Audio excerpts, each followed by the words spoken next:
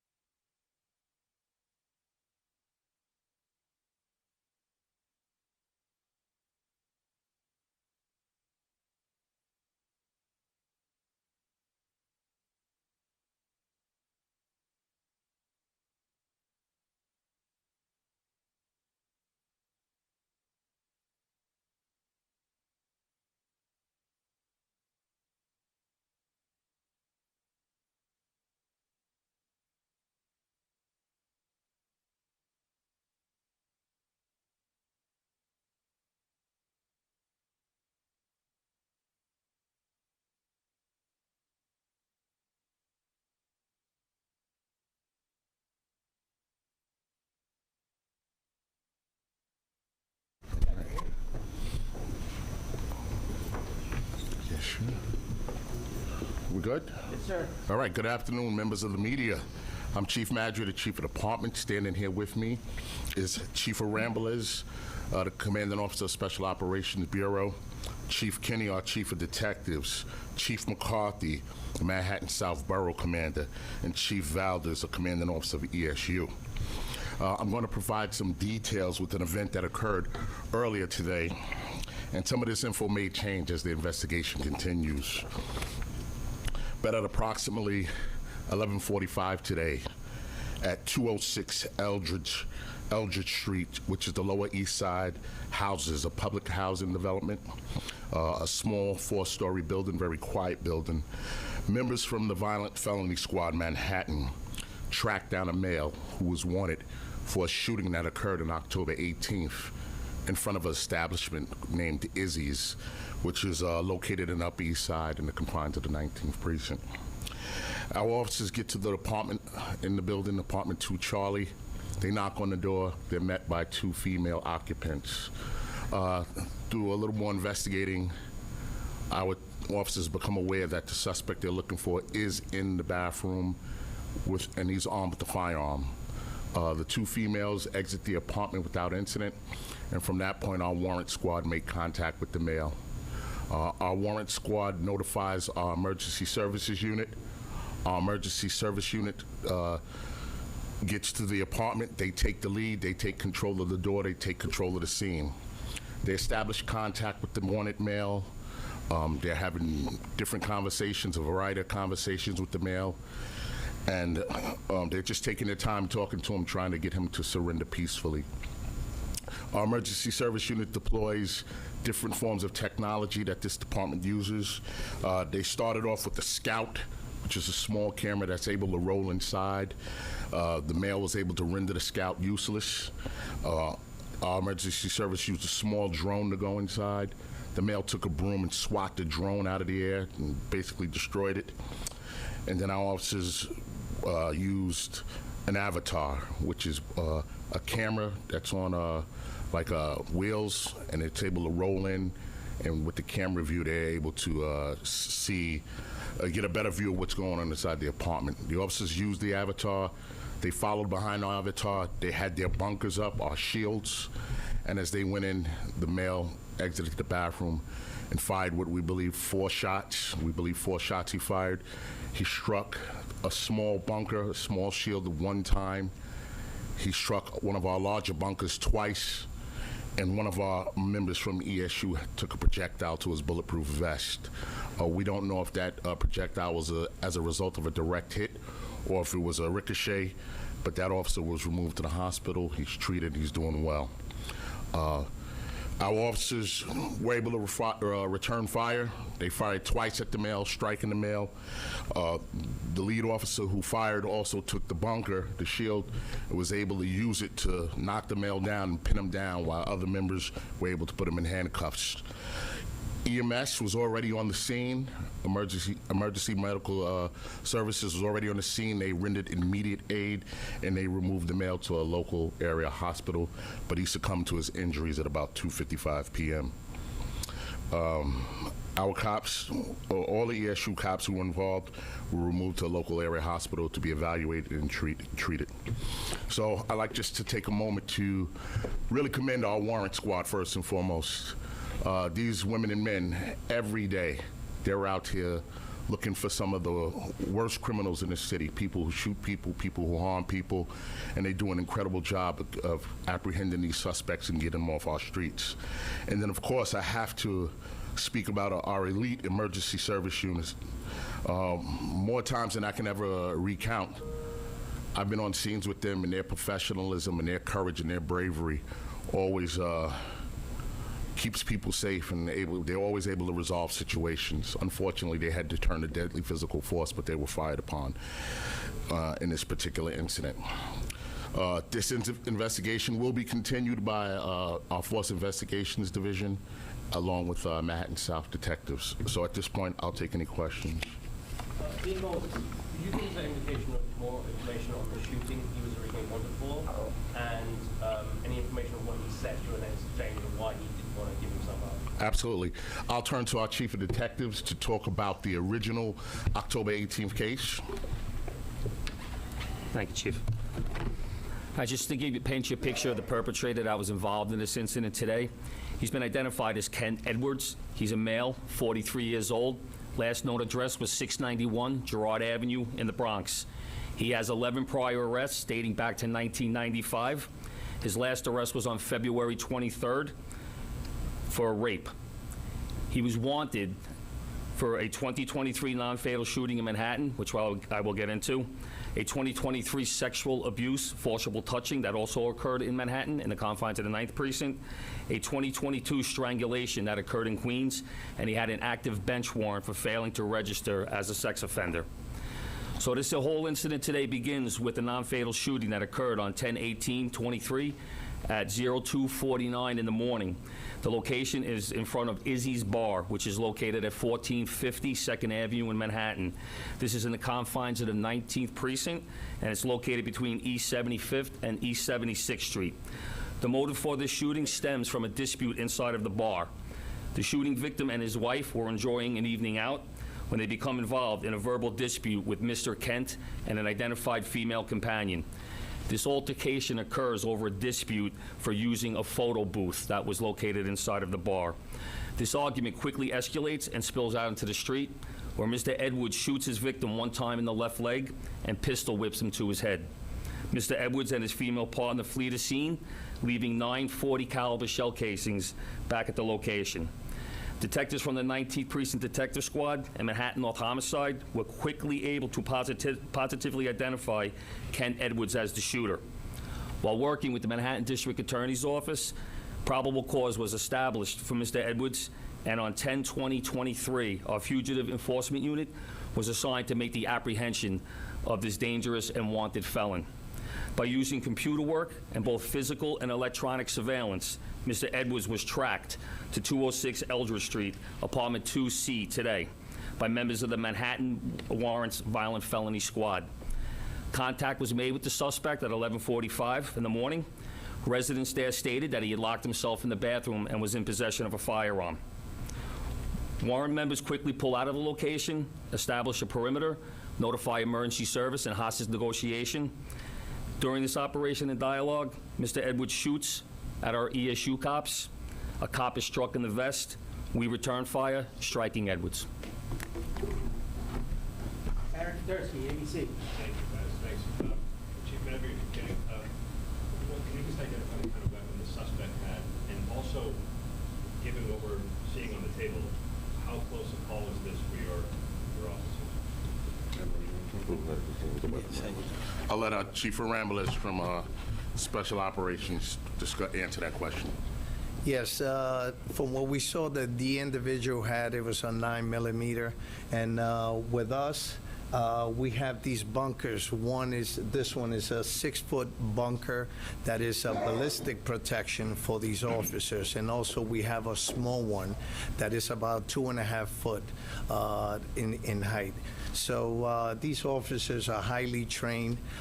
They consistently try to help the individual today, and it had to come to this time. Eileen Obama, page 11. I have a question. So you started with the Scout, then the drone, and then the avatar. So are the officers outside the main door, and all of these are able to? I mean, I thought the door to the bathroom was closed. So how is the drone and that camera able to? Well, they try to use a lot of the technology, but a lot of the technology wasn't really helping them out the way they needed it, and he actually rendered some of the technology useless. The Scout, he threw something on top of the Scout, which immobilized it. The drone, he actually swatted the drone out of the air with a broom. They also try to use a pole camera. I don't think I said that. They tried to use a pole camera, but they couldn't get the pole camera in. And then when they came with the avatar, that's when he came out and started shooting. I mean, our officers, our emergency service officers, they really try to take their time. They try to use the technology. And when you talk about a close call, of course it was a close call. You have 3 bullets into the bunkers of 3 bullets inside of bunkers, which could have easily been 3 bullets inside our offices. All right, but ESU, they're highly trained. They have some very strong equipment that they use to keep them safe, and I'm glad that they deployed all their equipment today because it kept them safe. Rocco Parisi, Daily News. Yeah, but Chief Maggie, Chief, can you talk a little bit about the dialogue between the officers and Ken? How long did it go on for? Did it look like he was heading in the right direction? And what ultimately prompted the move to go after him? Did he pop out with his gun? Did he say he was going to hurt himself? What's something? Right, and I'll let Chief Valdez from the commanding officer of ESU answer. When I was informed, it was a lot of bantering back and forth. He was asking for a sister. He was asking for medicine. He was asking for a lot of different requests. He was making a lot of different requests.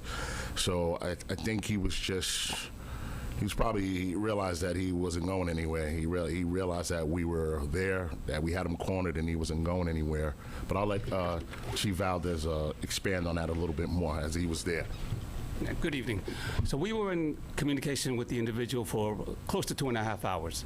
Like Chief Madry said, he was talking about his sister. He wanted to talk to his sister, but he was particular which sister he wanted. We couldn't get into communication with her. He asked for water, which we tried to provide, and asked him to come out to receive the water so that we could try to apprehend him safely, but he refused to do that. He asked for medicine, which we said if we would get him into an ambulance, we could provide the medicine for him. But again, he would not come out and surrender himself safely. Once the Avatar was deployed, for some reason, I don't know why, he decided to come out from where he was secreted and then started shooting at my officers. So he came out, and that prompted the police to go for him. Correct. What was the medicine, and who were the 2 women? Are they relatives of his? It's all part of that. That's part of the investigation. I'm unaware of the medicine. And his medicine, did he say he had a particular illness? He did not say that. And just to clear up, though, when officers went in, they didn't go in to go after the suspect, but they did go in behind the Avatar. The Avatar went in first. They did take a few steps in to try and close the distance to create, better communication. But I think once the Avatar came in and he realized that the officers were right there, he made a move and came out and he fired upon our officers. All right, we've got time for 2 more. Hard. So I heard Chief Kennedy mention that the last address was in the Bronx for him. Do you have any idea what he was doing on 6th Street? And also, could you tell us a little bit about the technology tools used to track him down to that location? So what brings him to that location is he had established a relationship with 2 women that were inside of that apartment. We had residences for him in Queens. We had other residences for him in the Bronx. Like I said, we were actively trying to locate him since we had the probable cause established. So, he had many locations that he was kind of couch surfing and going to different locations. So, as far as the technology, like I said, electronic, we do a lot of phone work, we do a lot of tracking of credit cards, things of that nature, and we also do physical surveillance where we set up at the location, hoping to see if they arrive at the residence. Any idea if his wife, kids, personal life? That's part of the investigation. I'll get that out later. All right, our final question. Be right here with Steve. So he was struck twice. Where exactly was he hit? He was struck twice on the left flank. I don't know exactly where. I mean, that'll all be part of the investigation with the medical examiner's office. All right, everyone. Thank you for your time and attention. Thank you.